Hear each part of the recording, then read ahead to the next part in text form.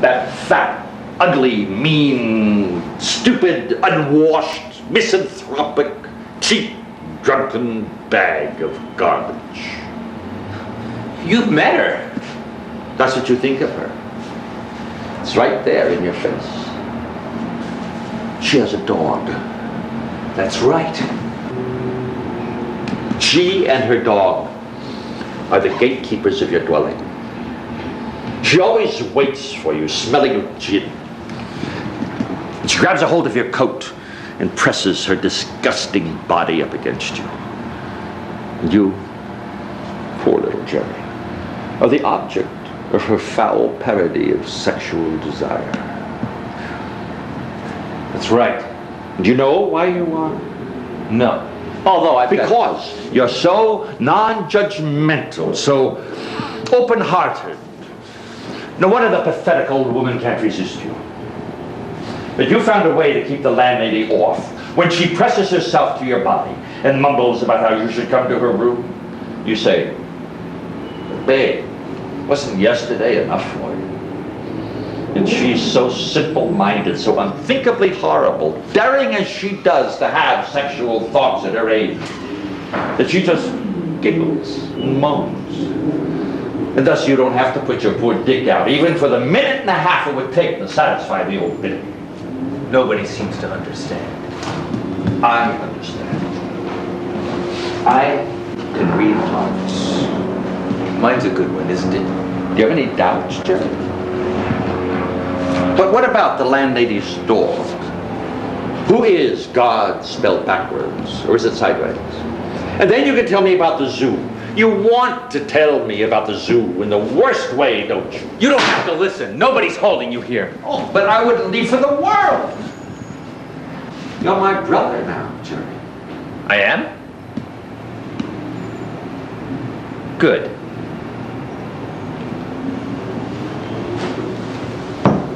So, what about the landlady's dog?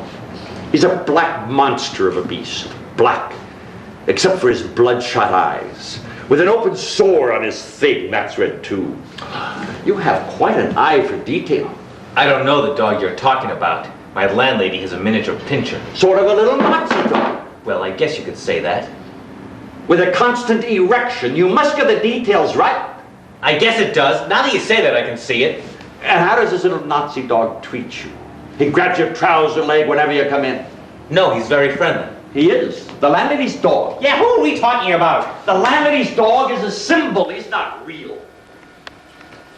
You fed him hamburgers, don't you remember? And he gobbled them up. He'd eat all your hamburgers, and he still hated you. So you decided you had to kill him. No, I took him for a walk in the park. Which dog? No, Jerry! Ow! You mixed poison in the hamburgers. And the dog sickened. And the landlady sobered up. And you tried oh so hard to make contact, if not with people, then with an animal. Because you think poisoning a dog is making contact.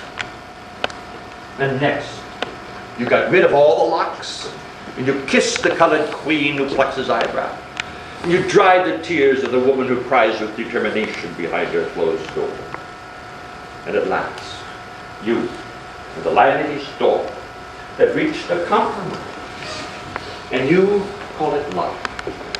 Because you're so much more aware and humane and deeply feeling than the rest of us barricaded shits who just happen to keep the world from falling to pieces because of parasites like you.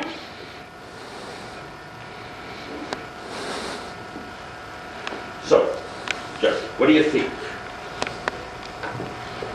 Can I sell it to Reader's Digest? This blessed moment between us? I don't understand you. But you do. Somewhere in that handsome brain of yours. You do. I couldn't follow everything you said. I tried to explain it to you as I went along. Think about it! Think about it! I don't want to hear anymore. But why not, Jerry? You want to talk? You want to converse? I want a little sympathy. Is that so hard to get? But you don't want sympathy. You want to fuck with my mind. You want to put me down. Because I'm married and you're not. Because I have 2 daughters and you don't. Because I have a home And you are a permanent transient bottom feeder with no friends. You don't want to get to know me. You and I crap all over my life. This isn't the kind of afternoon I anticipated. I mean, I'm not the gentleman you were expecting. Not really. Who are you expecting then? Someone to massage your ego? Let me massage. Can't you take a little personal involvement? Think you're cute, huh? Yeah, you're real cute. How did you like your massage? I don't accept tips. I wasn't planning to give you a tip. No tips, I said. I'm not giving you a tip. Good. Because that's what I don't want. Now, shall I tell you why you went to the zoo today? I thought I was going to tell you. No, it's my turn, Jerry. It's my turn to talk. You went to the zoo, the goddamn zoo, to find out the way animals exist with each other. All those bars. Get it? Sorry, am I taking up your space? You saw all those animals in the zoo, separated from one another. And you thought, gee, people are separated too, isn't that a shame? They ought to get together. Isn't that what you thought? Am I taking up too much of your space?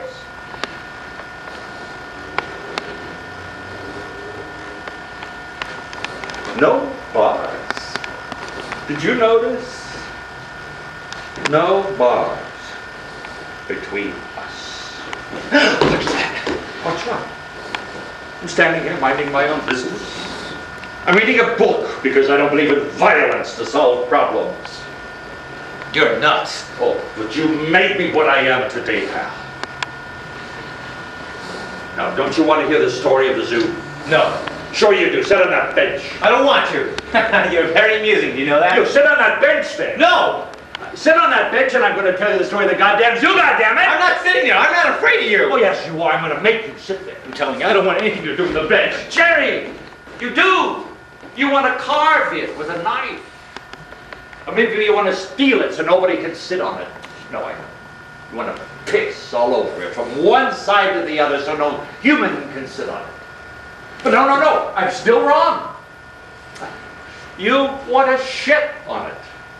You want to take one of your great big shits and leave it right in the middle, where the rest of the world can see just how much you've accomplished with your life. And not just one bench, but every bench in the whole goddamn world.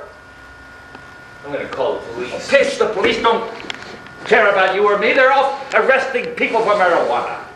Sit on that bench before I beat your stupid fuckhead. I'm leaving. Gary, you haven't sat on the bench yet. Someone's got to do it. You can't leave yet. I haven't told you the zoo story.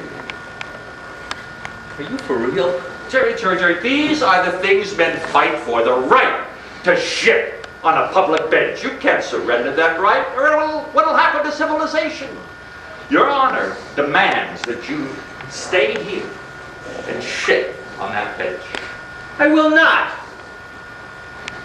You have a certain amount of dignity. I've been so blinded by prejudice, I had no idea you people can have dignity. I've been so blinded by the seat slashers and the graffiti scribblers and the extortionists with paper cups following me and the bullies with attitude and the roving gangs of sneering, ruthless, public telephone breaking losers that make this city such a pleasure to live in. You can't blame me for everybody else. Oh, yes, I can. I will not take this. Then you leave me no choice but this. What's that? a knife, a middle-class knife. Want to try it on for size? No. Come on, you'll like it. I've got a knife too, and mine's bigger. I figured as much.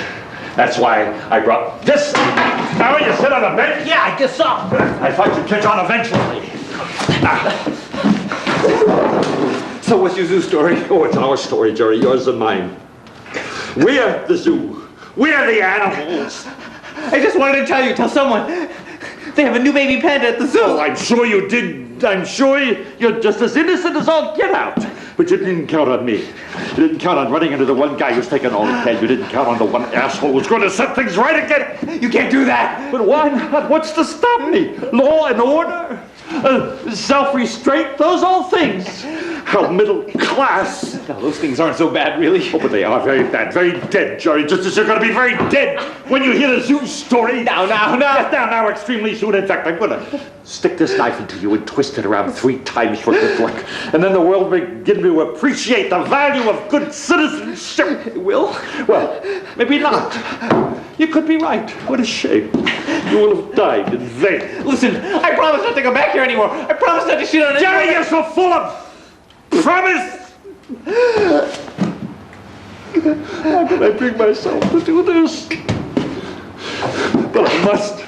I really sincerely want to thank you and all your pals for turning me into you. How can I say this politely? Without you, I'd just be the same old middle class, overly civilized, nothing but a joke, Peter, I used to be. Oh my God! I didn't think you'd really do it. You're wrong, Jerry. Very wrong. Excuse me. I seem to have lost my mind. Oh, here it is. Peter, help me. Oh my God. Help you. Help you. Why in the world would I do that? My word, Jerry. You're such a bad judge of character.